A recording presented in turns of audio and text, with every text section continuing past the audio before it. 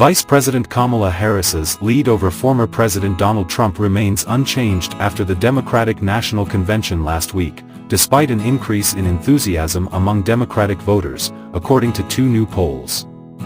Harris leads Trump by 4 points, 44% to 48%, with 4% of voters undecided and 4% saying they support another candidate, according to an August 23 to 25 Morning Consult poll of 7,829 registered voters. Margin of error 1, the same findings as an August 16 to 18 poll.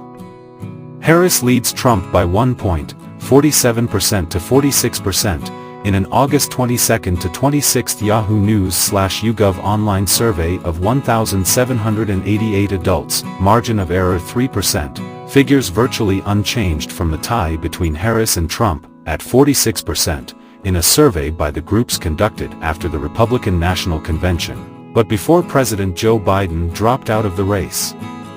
One possible reason for the lack of movement: voters weren't paying close attention to the DNC, despite the DNC reaching about 14% more viewers than the Republican National Convention in July. Morning Consult found only 3 major events from the convention captured the attention of a majority of voters: the speeches by Harris, former First Lady Michelle Obama and former President Barack Obama. Less than half of voters surveyed by Morning Consult said they heard lot or some about 5 other speeches and events, including President Joe Biden's and vice presidential candidate, Minnesota Governor Tim Walz's. There were some bright spots for the party, even if they didn't translate to a polling boost for Harris. More voters, 20% versus 35%, said they view Democrats as united after the DNC versus before, and fewer, 36% versus 25%, view Republicans as united, Morning Consult found.